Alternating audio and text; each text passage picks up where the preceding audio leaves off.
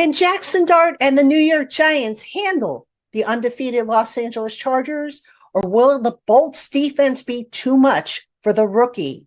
All that and more on a special Locked On Giants, Locked On Chargers crossover edition next.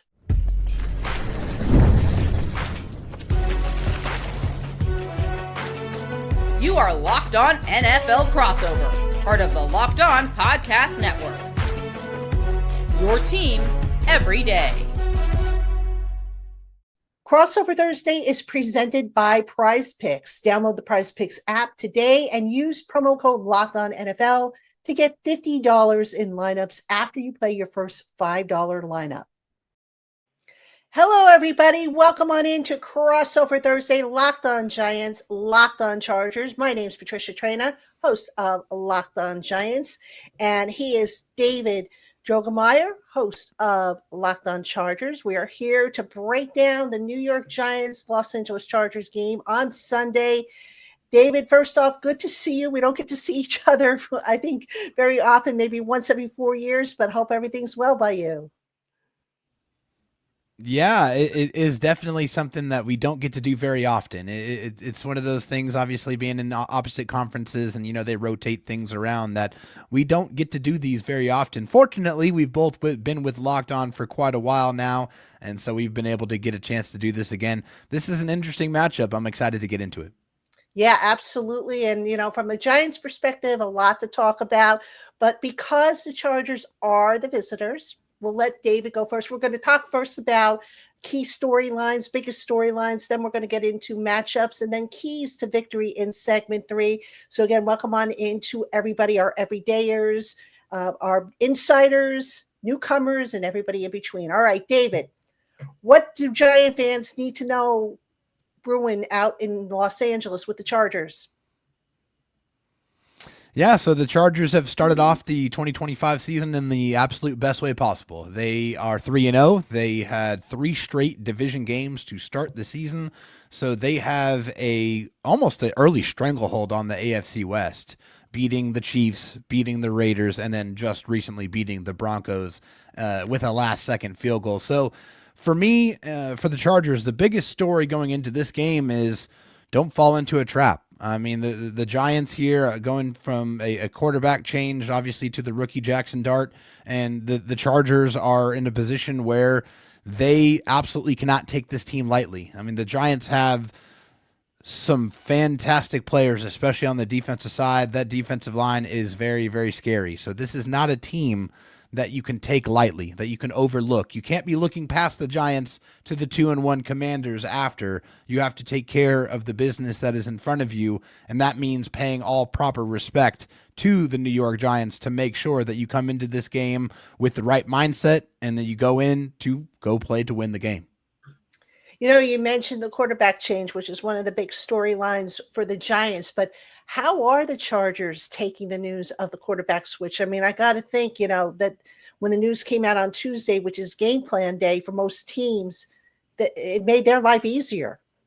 Oh, it definitely did. I mean, obviously going into this game, you have to pay attention to what's going on, right? And so that with Russell Wilson, the first couple of games, it's been kind of Jekyll and Hyde, right? Up and down, and then just kind of mediocre, right? So I think, with a regime with Brian Daboll and his, his team, they are definitely on thin ice, right? Like they are definitely from the outside looking in, it looks like they're on their last legs. And so this is kind of that desperation last ditch effort to try to, bring in the rookie, to inject him, put him in the starting position and see if he's going to be able to change the fortunes of the New York Giants franchise. And so I think, you have to pay attention, know that this was a possibility, right? And they are very different players, right? They do have some big arm strength, but Jaxson Dart's much younger, much more mobile.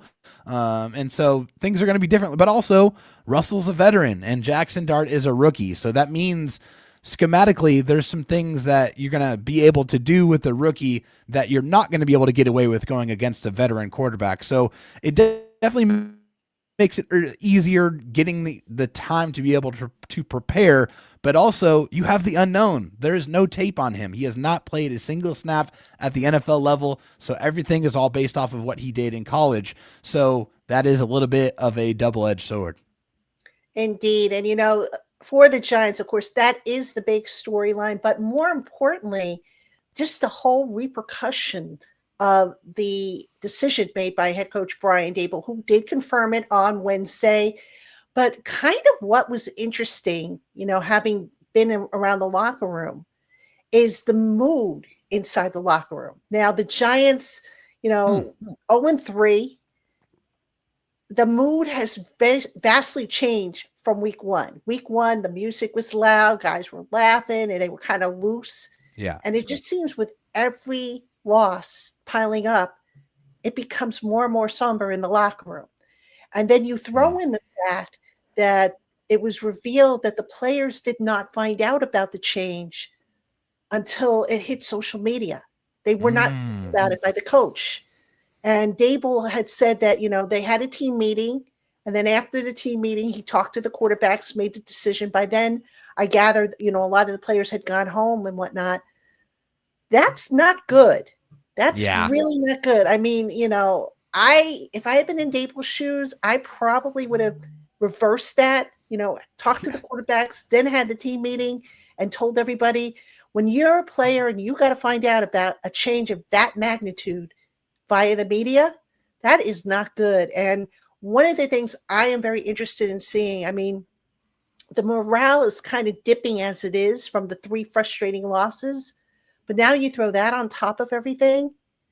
I'm concerned about the morale. Are these guys going to be up? Are they going to come ready to play? Or are they going to mail it in? I mean, the Chargers, they're undefeated, as you said. Very good team. Very good challenge. The defense in particular, which we'll talk about in the next segment, was a top 10 in every major category. So it's just weird times in East Rutherford. And, this whole move to go to Jaxson Dart just seems like a last-ditch attempt by Daboll to save his job. Because if he's on the hot seat, there's no question about it. And it's a last-ditch attempt. And I don't know that, maybe the kid is ready. I don't know. But if he's not, and Daboll maybe in his mind is convincing himself that, yes, the kid is ready. Yes, this kid is my salvation. That's really not a good thing to lay on a kid. The one thing that we were talking about just about this particular move, me and Daniel, my co-host, obviously, of Locked On Chargers, is if you're going to make this move, why would you do it against the Chargers defense? Exactly. I mean, the Chargers defense has been nasty this year, and they've been just a tormentor to opposing quarterbacks. They put the roof on the coverage, and they've really forced them to be disciplined, and they like to change things and kind of, adjust that sight picture, all things that are going to be really difficult for a rookie quarterback to be able to process. So I mean, looking at the Giants schedule, the next game is against the Saints. That seemed like a much more likely starting point to be able to at least have him have a little bit more of a soft landing when he's starting his NFL career against the team that is not quite on the same level or stature as the Chargers. But like I said, and I think with Charger fans, there's a lot of trepidation with this type of move because in the past, in previous iterations of the Chargers regime, they did not fare very well against rookie quarterbacks. They lost games that they should absolutely not lose against the teams that they were going up against. So I think there's some PTSD involved with the fans thinking, oh no, they're going to fall into this. It's an East Coast trip. It's going to be a early morning kickoff. All these things are piling up against them, but this is why you go get a Jim Harbaugh, so that you don't fall into these type of situations. But it's going to be interesting. Obviously, the kid has all kinds of athleticism and arm talent, so it's going to be a heck of a test for him to start his NFL career against the Chargers. Yeah, very good point. And that's the point I had made, that if you were going to make the change, why make it this week? Why not wait until, the Saints? That to me would have made more sense. But Daboll apparently is feeling the heat, feeling the pressure. This is an opportunity, he thinks, to save his job. and we'll have to see how it plays out. But anyway, coming up in the next segment, we're going to talk about the matchups, what to keep an eye on. So don't go anywhere. The NFL season is here, and FanDuel is making sure you're ready for kickoff with a can't-miss offer. Right now, new customers can bet just $5, and if your bet wins, you'll get $300 in bonus bets to use across the app. I love using FanDuel because it fits however you like to bet. Player props, building a same-game parlay, or even jumping in live as the action unfolds. So are you ready to play? Download FanDuel app today by visiting FanDuel.com to get started. That's FanDuel.com to place your first $5 bet. When you think of game day, you might not think of Wayfair, but you should, because Wayfair is the best kept secret for incredible and affordable game day finds. Wayfair has everything you need to get your space ready for the season, whether you're tailgating outdoors or cheering from your living room. What I love most is the selection. Wayfair has a unique finds and options for every budget, so I can show off my team spirit without overspending. Delivery is free, fast, and hassle-free, which is a lifesaver when you need something in time for kickoff. From outdoor essentials like folding chairs and patio heaters to indoor must-haves like TV stands and serveware, Wayfair has it all in one place. Wayfair is your trusted destination for all things game day, from coolers and grills to recliners and slow cookers. Shop, save, and score today at wayfair.com. That's WAYFAIR.com. Wayfair, every style, every home. All right, everybody, welcome back to this crossover edition, Locked On Giants, Locked On Chargers. I'm Patricia Traina of Locked On Giants. He is David Droegemeier, co-host of Locked On Chargers. And we are here breaking down this matchup. And I know Giant fans are probably saying, how much of a matchup is it going to be? But, David, let's talk about some of the key matchups. What in particular has you most intrigued about this team? Yeah, intrigued, maybe scared would be the right word. The Chargers offensive line going up against the Giants defensive front is frightening for me, especially going into this game. Say what you want about the skills position players outside of Malik Nabers, who is truly fantastic. But on defense, that defense is nasty. And that defensive line in particular going up against the Chargers offensive line, and also Trey Pipkins, the right tackle, gave up 9 pressures against the Broncos last week. And, as I've said, the Giants have one of the most disruptive interior defensive linemen in the league with Dexter Lawrence, and also a bevy of very, very talented pass rushers that I think they have 3 of them that have 10 plus pressures on the season, which is very, very scary. The last week for the Chargers, they made it very, very hard to run the offense. They gave up 5 sacks, 14 quarterback hits, and 23 pressures allowed. So the matchup that it could very well decide this game is how the Chargers are able to handle the onslaught that the New York Giants defensive line is going to throw at them. As far as the Giants are concerned, what would you say is one of the bigger matchups for them going into this game? Actually, I would have said that one. I mean, I know the Chargers, the offensive line is banged up a little bit. I think Mekhi Becton is dealing with a concussion, if I'm not mistaken. Yes. One of the things, though, about you mentioned the pass rush, it's all well and good, but they don't necessarily get to the quarterback on the ground. And even when they do pressure the quarterback, the back end isn't coming up with turnovers. They're not coming up with big plays. They don't have a whole lot of, forced incompletions, pass breakups. So, the pass rush, Brian Burns right now is just having himself a year. I mean, He's, I think, second in the league in sacks, if I'm not mistaken. He's having himself a year. You mentioned Dexter Lawrence, the new dad, by the way. Congrats to Dexter. Yeah. Dexter he hasn't quite looked like the Dexter Lawrence that we've seen the last 2 years. I'm not sure if he's still dealing with an injury. I'm not sure if it's because, he didn't play a whole lot in the summer.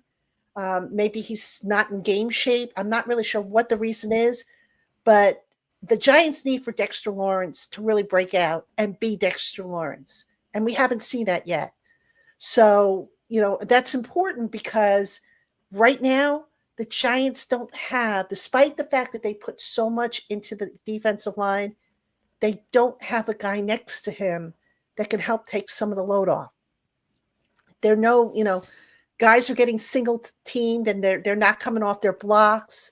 Dexter's getting double teamed as usual, and he's struggling. What about Abdul Carter? How is he factoring into things? Yeah, Abdul Carter, it's interesting because the Giants have had injuries at inside linebacker. They've had to play him a little bit more at inside linebacker than I think they would have liked. That's interesting. It seems like a little bit like not the best way to use his talents. Well, I mean, in some cases it is, but I think injuries have forced their hand kind of. Yeah. But the best way to use his talents, let him hunt. Let him go forward. Yeah, get after the quarterback, right? Yeah. Exactly. So, that's certainly a concern of mine. And then, we talked about it a little bit in the last segment. The rookie quarterback, even Brian Daboll says, you're never going to know for sure if a rookie quarterback is ready. You can just go by the decisions he makes. But here's what I'm concerned about with Jaxson Dart against that Chargers defense, which is very, very good. Jaxson Dart has not taken, prior to today at any rate, has not taken a whole lot of snaps with the starting offense. Right. So Daboll was asked, well, how do you know he's ready? What has he been doing? Oh, he goes through the play sheet after practice. Okay, great. Does he go through the play sheet with the guys that he's going to ultimately be throwing with? No, just the guys that, the backups and stuff. Huh? Wow, Okay. really? That was the answer? Yeah, oh, exactly. No. Yeah, so I'm a little concerned. And then, you throw in the offensive line. Now, last week, the Giants' offensive line, they did get Andrew Thomas back. He was on a pitch count. I don't know if he's going to be on a pitch count again this week. I think if he is, it's going to be a little bit more than what he played last week. But when he left the lineup, suddenly the pressure's increased. So I am a little concerned about that, especially, the Chargers are going to throw all kinds of things at Jaxson Dart. They're going to disguise things. They're going to try and trick him. And then on top of that, if you have an offensive line that's not sturdy, I hope that kid comes out of the game, with nothing more than a bump and a bruise. Yeah, you don't want to see anybody get hurt, Patricia, right? You want to make sure that, that they take care of this guy. I mean, he's supposed to be the future of the franchise, and you want to keep him upright and continuing to be able to go out there and fight. I think the next kind of battle that I'm looking at, or, just a very important matchup, is Malik Nabers versus the Chargers secondary. We don't know if he's going to play because he missed practice on Wednesday, according to the injury report, but Malik Nabers is a demon. He is a fantastic wide receiver. He makes all kinds of plays. And the Chargers last week, they gave up quite a few plays to Bo Nix. Well, one or two, but he missed about 3 or 4 deep shots that he had guys that were wide open. He just overthrew them. And so that's something where Jaxson Dart has the arm talent. So, they may not have a lot of things schematically set up for him because of the lack of reps, but he can throw that thing deep. And so if they catch the Chargers, lacking, where they don't have the roof over the coverage, then that's something where Malik Nabers can definitely take advantage. And he's a player that, admittedly, myself and Daniel very, very much wanted to take with the 5th overall pick. But obviously, hindsight is always 20/20, as they were able to get Joe Alt, who has been truly phenomenal, playing right tackle and now playing left tackle again, as he did in college, and also being able to get Ladd McConkey in the 2nd round by trading up. I think that's a duo of picks that Charger fans, after being a little upset about not getting Nabers, are pretty happy about now. Yeah, to your point about Nabers, I think all the Chargers have to do is look at what the Chiefs did. I think the Chargers have a pair of decent safeties, and Nabers was bracketed basically the whole game, and it was very disheartening to see that the Giants could not figure out a way to scheme him open. I mean, you look around the league, the Rams can scheme open Puka Nacua, good coaching staffs can figure out how to scheme open players. And, I had this discussion actually with a colleague of mine, and he disagreed with me. He said, the receivers just weren't getting open. Well, don't you have to do something to kind of help them to get open? I mean, it works kind of both If they're ways, not, I yeah. think. So we have that. And then, of course, the other thing I'll just mention real quick, Cam Scatterboo time. He made a big splash last week, one of the few bright spots. This guy, he kind of reminds me of a smaller Brandon Jacobs, just a short but powerful impact type of runner who I call a human bowling ball. I mean, he's got a little bit of, that edge to him that you kind of like to see in your running backs.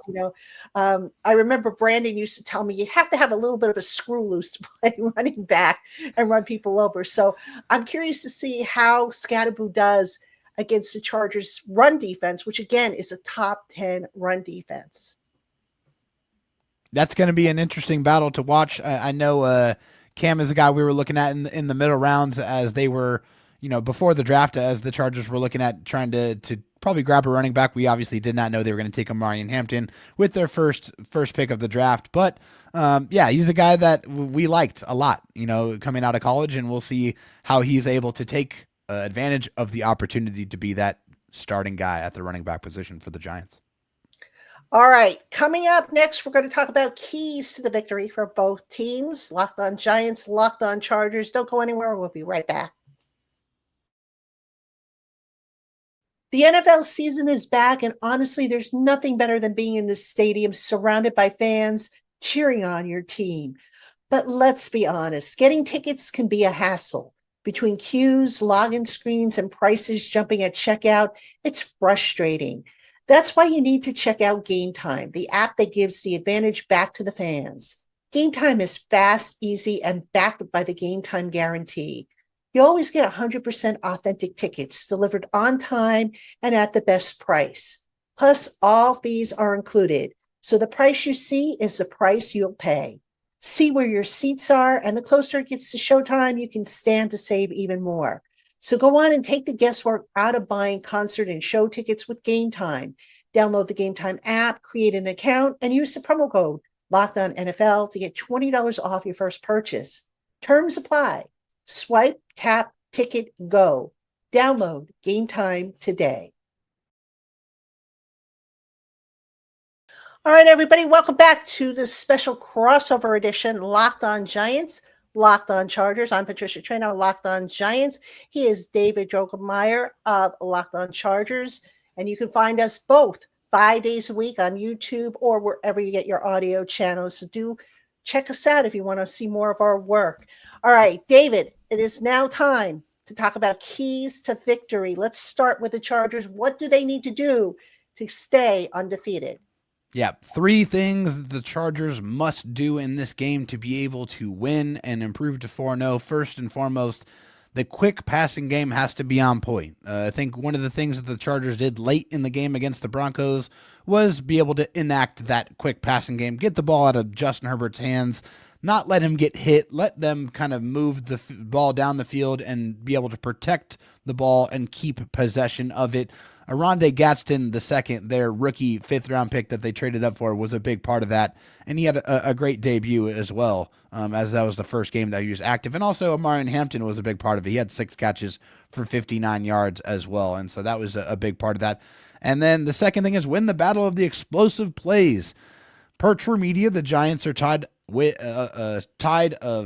fifth with 13 20-plus yard plays in the 3 games, including 2 plays of 50-plus yards, which is big time. And the Chargers rank 10th with 11 20-plus yard plays. So limiting the explosive plays on defense and getting those explosives on offense are definitely going to be important to how this game is decided. And then, as in every single football game that has ever been played in the history of football, take care of the ball. Win the turnover margin.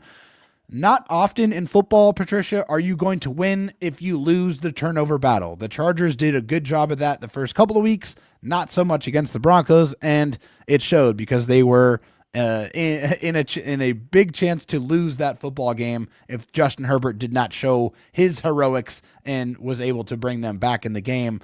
The team that protects the ball the best is probably going to win this game, and that's what happens more often than not. As far as the Giants, and their keys to victory. What do they have to do to be able to pull off the upset and win this game on Sunday? For starters, they've got to come out of the gate fast. This team, for whatever the reason, doesn't come out of the game fast. I mean, this is a home game for them. Get the crowd into it. Get that 12th man on your side. I mean, that's so important. And the Giants, they come out and they end up shooting themselves in the foot with penalties or miscues. And it looks like, what have they been practicing all week? So that is a huge, huge point of emphasis in East Rutherford, getting off to a fast start. They're still trying to figure it out. And, hopefully they have figured it out. Now, with Jaxson Dart in there, he now gives them a whole new dimension, because now the Chargers are going to have to account for him as a possible runner. This is a kid who has gotten a sprinkling of snaps in the first 3 games, has primarily handed off the ball or run a read option.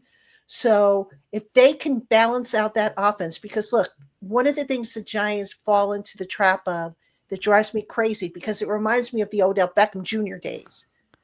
You can't force feed the ball all the time to Malik Nabers. I get it. He wants the ball.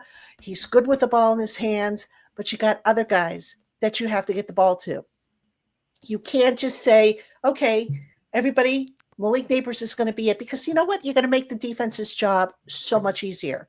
So that would be a big thing. The other point, get turnovers. The Giants had this turnover chest that they instituted back in the spring into the summer. The DBs were getting all excited. They get an interception. They plop the ball into the turnover chest.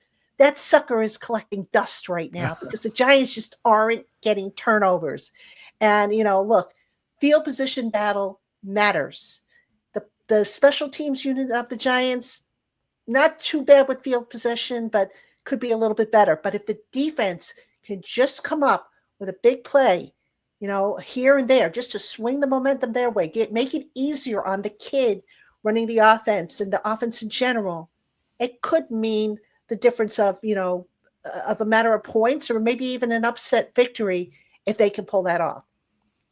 Turnovers changed the absolute temperature of a football game in a very, very quick manner. Also, special teams plays as well. Whenever you get those big returns, those punt returns, those kick returns, they swing the momentum. So whenever you have any opportunity to give a short field to a rookie quarterback to make things easier, it absolutely should be part of the game plan. But not just a rookie quarterback. Any quarterback makes their life a lot easier. So if Justin Herbert gets his defense gives him a turnover, gives him a short field to work with, they are going to be put in the best position to be able to win the game. So turnovers, always so very important. Who protects the ball and who is able to take the ball away is going to probably win this game, as I said. So very, very important, especially when you have a rookie quarterback, though, for the Giants.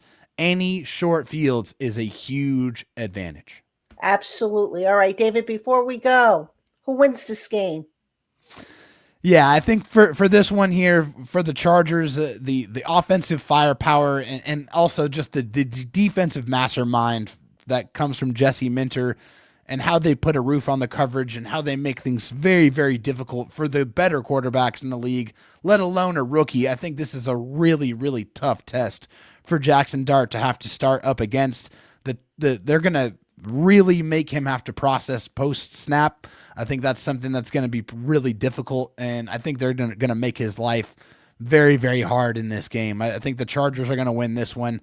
It's probably going to be 28-17. I got the Chargers winning by 11. Okay, 2 scores. I can deal with that. I do think the Chargers are going to win this game. I'm not sure how confident I am the Giants are going to score 17 points, because they have struggled now. 14 of their last 20 games, they have failed to get to 20 points. I would like to see them get to that, but that's an awful lot to put on Jaxson Dart's shoulder.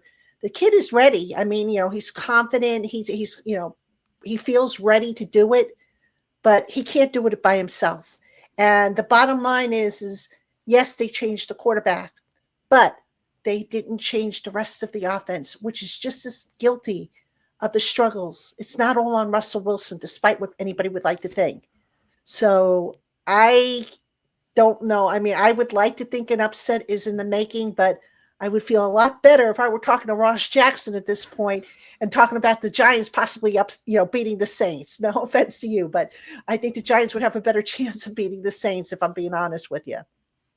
I think that's totally fair as well. I think going into this game, you just look at these two teams and you see where both of them are going. Obviously, anything can happen in football. That's why they got to strap it up, line it up, and kick it off. And we'll see what happens on Sunday in New York. Or in New Jersey, I should say. Yes, in New Jersey, northern New Jersey. So, all right, everybody, we want to thank you so much for tuning in to today's special Crossover Thursday edition of Locked On Giants, Locked On Chargers. The NFL season is finally here. For your next listen, get a double dose of Locked On NFL podcasts. Tyler, the Madman Rowland, gives you a shot of espresso to start your football day, while Tony Wiggins takes you into the barbershop for the smoothest breakdowns to end the day. Find Locked On NFL on YouTube or wherever you listen to your podcasts. All right, Giant fans, Charger fans, we will see you tomorrow on our respective shows, Locked On Giants, Locked On Chargers. Have a good night, everybody.